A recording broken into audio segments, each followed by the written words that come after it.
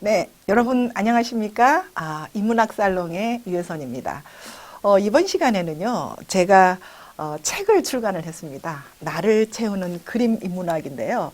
제 8번째 책입니다. 예, 그림 인문학. 예, 그림 인문학. 여러분들 인문학이 어때요? 어렵죠. 대부분의 사람들이 인문학을 참 어렵게 생각을 합니다.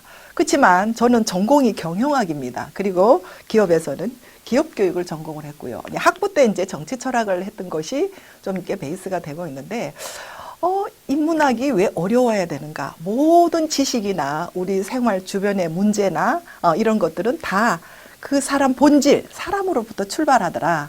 그래서 인문학도 결국은 나의 어떤 내면의 본질적인 문제, 그리고 우리 주변에 살아가는 사람들과의 문제더라. 그래서 제가 오늘 지금부터 이야기하는 이 그림 인문학은요, 그렇게 어렵진 않아요.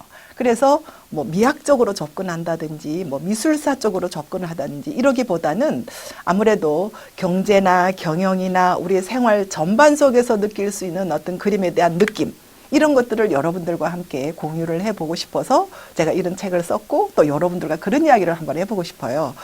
그래서 우리 인생 주변에서 일어날 수 있는 가장 본질적이고 근본적인 테마, 문제, 예를 들면 뭐 인생이라든지, 그 다음에 사랑이라든지, 행복이라든지, 자아라든지, 죽음이라든지, 뭐 이렇게 기본적인 우리 인간의 가장 근본적인 에너지와 관심과 자극을 줄 수 있는 이런 테마별로 제가 5가지를 이렇게 묶어가지고요, 여러분들한테 한 테마별로, 한 꼭지별로 이렇게 소개를 합니다. 예, 그래서 이 그림이라는 것은요, 이 화가의 몫이 20%라면은 나머지는 독자나 감상하는 사람의 몫입니다. 그렇지만 저는 그림의 화가의 몫을 20%로 두고 저자인 저가 한 30-40% 한다면 나머지는 저 강의를 듣거나 저 책을 보는 이분, 예, 이분이 여러분들이 되어서 똑같이 감상자가 되어서 저의 생각을, 나의 느낌은 어떻지? 나는 그렇게 생각할 수 있을까?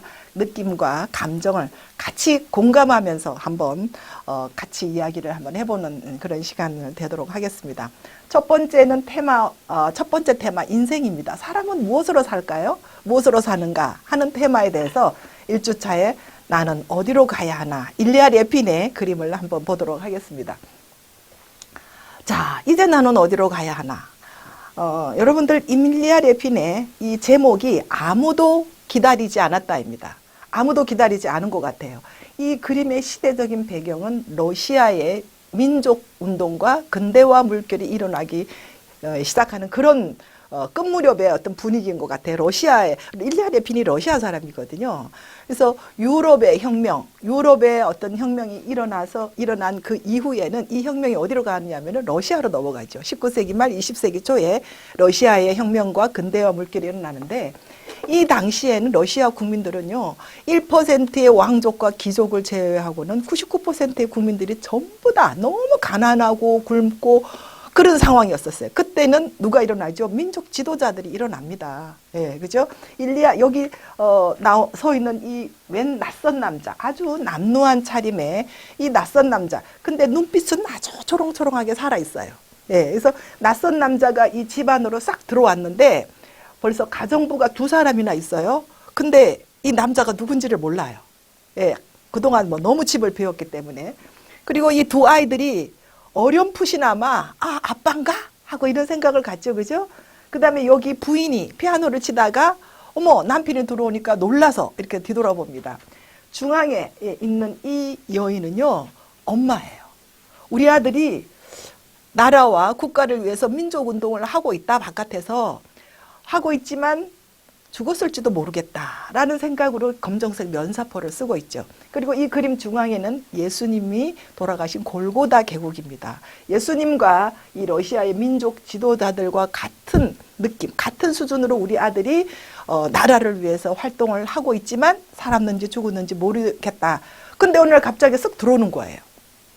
놀라서 자리에서 다 일어나죠. 근데 이 남자는 그 이제 민족운동을 끝내고 가정으로 돌아왔는데 아무도 나를 기다린 것 같지는 않다.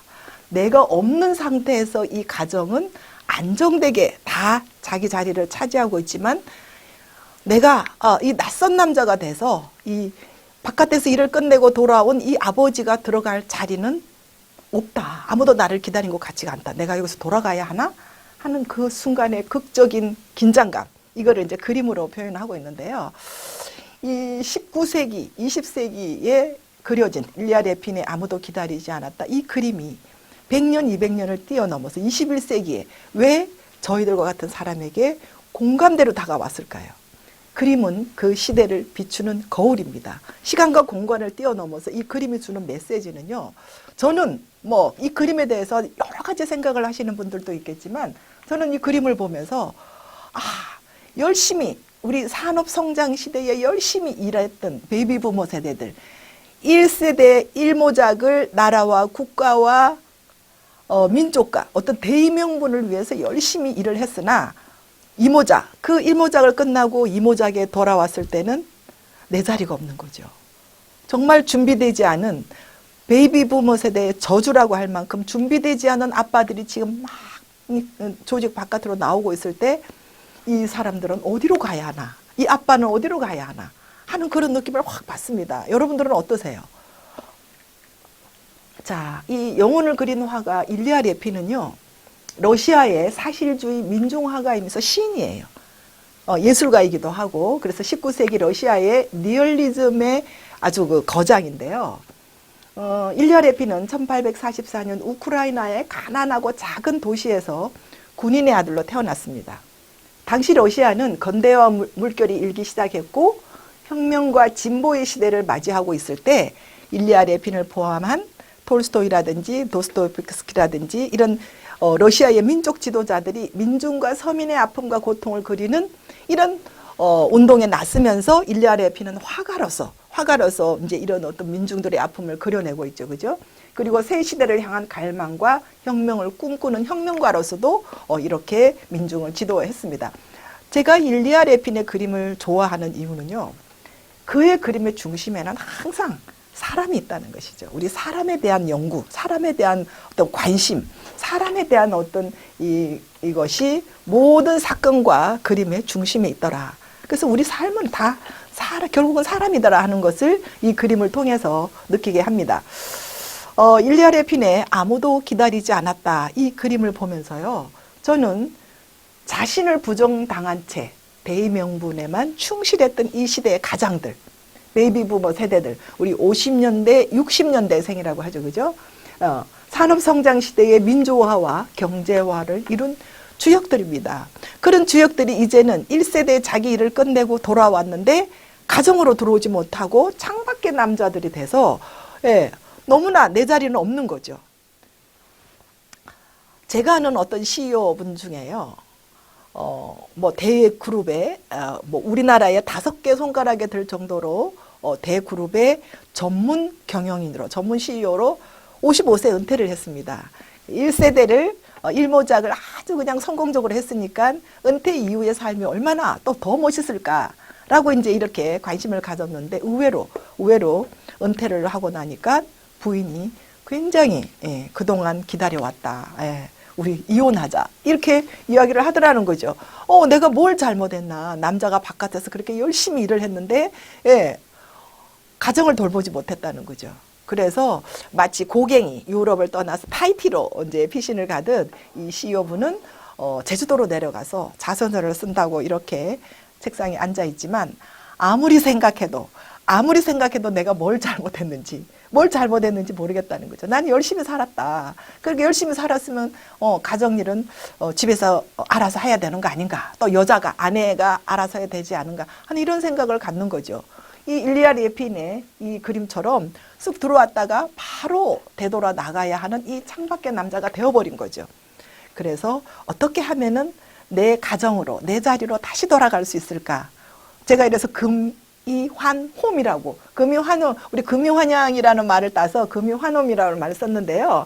그래서 내 자리는 내가 만들어야 되겠다. 결국은 내 나머지 인생은 가정으로부터 출발해야 되겠다. 이래서 그때부터 요리를 하고요. 요리를 배우고 또 그동안 가족과 함께 하지 못했던 뭐 가족 행사라든지 또 부인 뭐 결혼 기념이라든지 또 출가한 아이들과 이렇게 모여서 서로 챙겨주고 이제부터는 시간과 공간과 추억을 함께 하자. 나머지 인생을 이제는 함께 하자라고 이렇게 하면서 엄청나게 노력을 했다고 합니다. 예, 그래서 다행히 이 CEO는 부인과 가정의 이해를 받아서 이제 안방으로 입성을 했는데요. 참 이 시대의 아빠들의 어떤 아픔입니다. 그래서 저는 은퇴는 축복이 돼야 된다. 은퇴는 저주가 되는 것이 아니라 은퇴는 축복이 돼야 된다. 그래서 바깥에 머물거리고 있는 이 창밖의 남자들을 이제는 제2의 이모작은 우리 가정으로부터 출발하자라는 그런 이야기를 저는 일리아 레핀의 아무도 기다리지 않았다라는 그림을 보면서 많은 생각들을 해봤습니다. 여러분들은 어떤 생각이 드십니까? 네.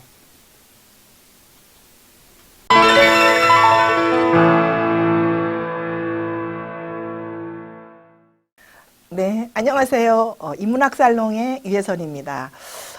이제 나는 어디로 가야 하나? 이런 생각이 들 때 저는 문득 일리아 레핀의 아무도 기다리지 않았다 이 그림이 생각납니다. 그림은 그 시대를 비추는 거울이다라는 말이 있죠. 일리아 레핀의 아무도 기다리지 않았다 이 그림을 보면은요. 이 배경은 러시아의 근대화와 민족주의 운동이 일어났던 그 당시에 마치 주인공이 일리아 레핀 같아요. 그런 혁명운동, 러시아를 위한 혁명운동을 끝내놓고 가정으로 쑥 들어왔는데 가정부가 누군지를 알아보지도 못하고 다 부인과 아이들과 엄마는 자기가 없는 상태에서 이 가정은 너무나 안정되게 자리를 잡고 있지만 이 낯선 남자, 이 집안에 가장이 들어오는 순간 너무나 그 안정된 분위기가 깨어지는 분위기인 거죠. 이 아빠는 어디로 가야 합니까? 하는 이 느낌입니다. 저는 이 그림을 보면서요. 이 시대에 우리 산업성장 시대에 열심히 가족을 생각하지 않고 국가와 민족과 대의 명분을 위해서 열심히 또는 우리나라의 민주화와 경제화를 이룩할 수 있던 그런 어떤 역군들, 산업성장 시대 역군들이 자기네 인생 1모작을 끝나고 제2모작을 위해서 은퇴를 하고 돌아왔을 때 가정에는 이 아버지를 반기는 아버지의 자리가 없더라는 거죠. 이 일리아 레핀의 19세기, 20세기의 이런 어떤 시대적 환경과 이 그림을 보고 있는 20세기의 오늘날의 이 우리들의 느낌도 이 시대의 가장들, 이 시대의 아버지들이 너무나 불행하게 창밖의 남자들로 밖에 존재하지 않는다는 것입니다. 그래서 저는 이 그림을 보면서 은퇴는 축복이 돼야 한다. 바깥에서 그동안 열심히 일을 하고 돌아오는 가정으로 돌아오는 우리 아빠들을 위해서 우리는 은퇴는 축복이 돼야 된다. 금이 환홈할 수 있도록 우리는 정말 따뜻한 생활 속에 인문학으로 우리 아빠들을 바라볼 수 있는 그런 어떤 철학적인 자세가 좀 필요하지 않을까 하는 생각이 듭니다. 네, 감사합니다.